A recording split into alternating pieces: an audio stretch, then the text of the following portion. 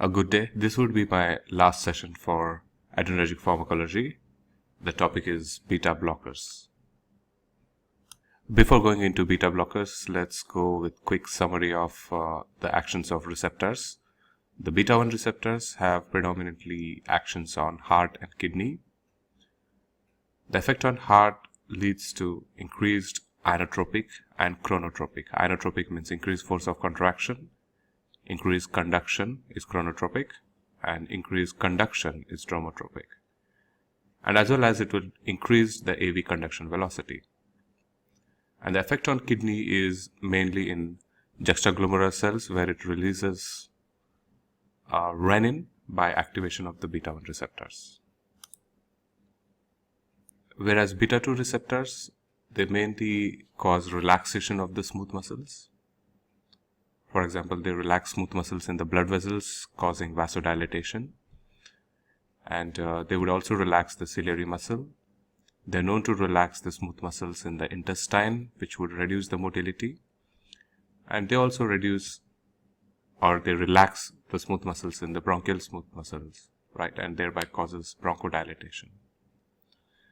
And they also affect on the liver, where it tends to increase the blood glucose level by increasing the output, that is glycogenolysis and gluconeogenesis, which would increase the blood glucose level through the liver. Let's classify the beta blockers. The beta blockers are classified mainly into three groups. One is non-selective beta blockers. Non-selective beta blockers are the agents which blocks both beta 1 as well as beta 2 receptors. The examples of non-selective beta blockers are propranolol, which is a prototype drug in this class of beta blockers. Others are nadolol, penbutalol, pindolol, timolol. As you have noticed, all these drugs, beta blockers, end in LOL. And the easier way to remember non-selective beta blockers is if their alphabet, the starting alphabet, is between N to Z, then it could be non-selective beta blockers. And beta blockers tend to have some special properties, like pindolol have intrinsic sympathomimetic activity. Sotalol is known to block potassium channel, and hence it's a class 3 agent as an antiarrhythmic. And it is used in the treatment of some arrhythmias like supraventricular tachycardia. Another class of agent or beta blocker is selective beta 1 blocker.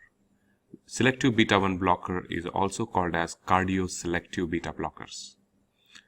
And examples of selective beta 1 blocker include metoprolol, atenolol, acebutolol, bisoprolol, esmolol. Acebutolol also known to have ISA activity, that is intrinsic sympathomimetic activity. Now, easier way to remember those drugs belonging to beta 1 selective blocker would be their starting alphabet would be between A to M. So any drugs which starts with alphabets from A to M would be selective beta blockers or cardioselective beta blocker. There are non-selective beta blockers as well, which also blocks alpha receptors. So they are dual blocker. They block both beta as well as alpha receptors. This includes two drugs, namely carvedilol, labetalol. And notice that here the second letter for both the words would be A, which denotes alpha blocking property. This is an easier way to remember them. But there are exceptions. As you have heard me speaking about ISA. What is this ISA? ISA is nothing but its intrinsic sympathomimetic activity. Basically, these beta blockers are not pure beta blockers. They are actually partial agonist. And as we should know that partial agonist, they are known to block the full effect of agonist, like epinephrine, norepinephrine. They block the full effect of those neurotransmitters. And hence they are included in beta blockers. But you should not forget that they also have some activity because of partial, right? So they have some activity. So their intrinsic activity will be between 0 and +1, and hence these agents should be avoided in angina or myocardial infarction because they can increase the cardiac workload and then they can worsen this condition. You have to remember these two drugs which has ISA activity, acebutolol, pindolol, and there are others too, but these two are important. Now let's see the pharmacological properties of beta blockers. What happens if the beta receptors are blocked in the body? So let's go one by one. The first would be heart.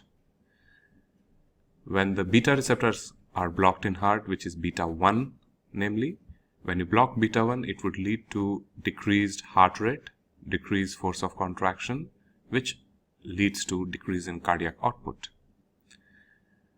And because of this cardiac depressant activity, there is decreased cardiac workload. And as it reduces cardiac workload, which will also lead to reduced oxygen consumption, which is a very important mechanism in case of myocardial infarction or angina. And hence these are the first line agents in those conditions.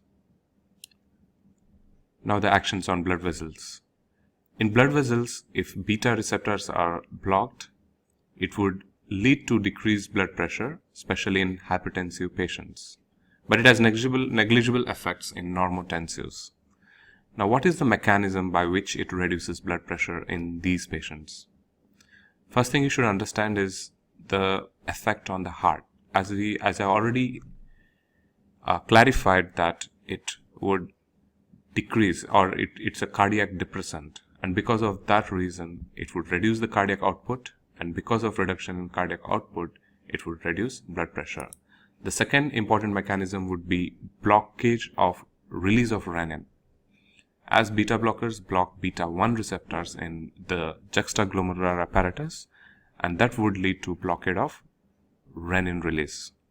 And as it blocks renin, so hence it would block whole renin angiotensin system, which would lead to reduction in angiotensin, angiotensinogen, angiotensin levels, that is angiotensin 1 and 2, and as well as aldosterone. And other minor mechanism would be reduced norepinephrine release, and which in turn will reduce sympathetic outflow. So overall sympathetic system is suppressed by beta blockers. As for the respiratory tract is concerned, we have to be very careful about non-selective beta blockers. Non-selective beta blockers are known to block beta 2 receptors as well. You know, beta 2 causes bronchodilation in the bronchial smooth muscles. If you block it, it would lead to bronchospasm. And hence, you have to be very careful with bronchial asthma patient. And that's where cardioselective beta blockers are found to be safe because they do not block beta 2. The metabolic effect, what you would notice is it would derange the lipid profile, it would increase the bad cholesterol like LDL, triglycerides, and it would reduce the good cholesterol, which is HDL, and can cause dyslipidemia. So it is not lipid friendly. And as for carbohydrate metabolism is concerned, it inhibits glycogenolysis and reduce the glucose output. Beta 1 receptors in the eye mainly is responsible for aqueous humor secretion from ciliary epithelium. And if you block it, there would be decreased aqueous humor secretion, which in turn leads to net decrease in intraocular pressure. And hence it is also used in glaucoma. As for skeletal muscles are concerned, it is known to decrease adrenergically mediated tremors. And this is mainly because of decreased blood flow to the muscles. And not only that, it also comes with some problem, which is exercise capacity or exercise intolerance. So those patients who are on beta blockers, they have reduced capacity to exercise. Now I would like to highlight important adverse effects. As it's a cardiac depressant, it is known to reduce heart rate and can cause bradycardia. Non-selective beta blockers, you have to be very cautious in bronchial asthma patient because it is known to cause bronchospasm and it can worsen the symptoms. Beta blockers can also mask symptom of hypoglycemia. Whenever a patient goes into hypoglycemia, it's like an alarm clock body has, and it would lead to sympathetic stimulation and leading to tremors, sweating, and palpitations. But those patients who are on beta blockers, this could block those symptoms and patient would be unaware of hypoglycemia. And there is always risk of patient going into hypoglycemic related side effects like hypoglycemic coma. Beta blockers are also known to cause sexual dysfunction, and hence this could be reconsidered, especially in the young males. Beta blockers can also cause exercise intolerance, like say for example those patients who used to exercise a lot before, say they used to play 5 sets of tennis, and now if they take beta blockers, that may reduce to 2 or 3. So it reduces the exercise capacity of an individual. And as I said already before, it's not lipid friendly, so it can cause dyslipidemia. Now moving on to important contraindications where you should avoid beta blockers. Beta blockers are avoided in severe bradycardia because it can further reduce heart rate. It should be avoided in high degree heart block because it is known to reduce the conduction and AV conduction velocity. Should not be used in vasospastic angina because it can cause or block the beta 2 receptors, which leads to unopposed alpha 1 action, which can cause further vasoconstriction of the arteries and can worsen the vasospastic conditions like Raynaud's phenomenon. And you should also avoid giving it in vasospastic angina. It should be avoided in overt untreated left ventricular failure because it can worsen that failure and it can worsen the heart function. It should be avoided in severe bronchial asthma. As you know, non-selective are at higher risk of precipitating bronchial asthma. And it should not be used in severe depression because beta blockers are known to cause depression in some individuals. Beta blockers have many uses. So I'm going to highlight the important ones. Beta blockers can be used in congestive heart failure, and it is especially helpful in early or mild to moderate cases. But it is not good for severe heart failure or acute heart failure because it can worsen the heart cardiac function.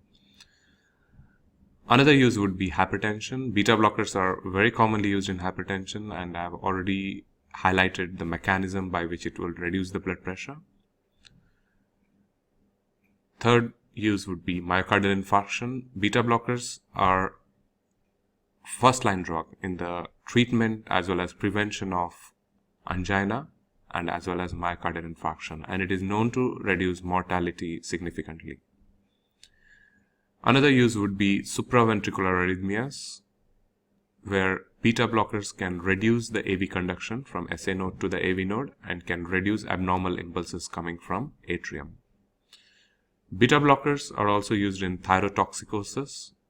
It has a very useful in thyrotoxicosis because first thing, it would reduce the sensitization of the heart caused by thyroid hormones like thyroxine.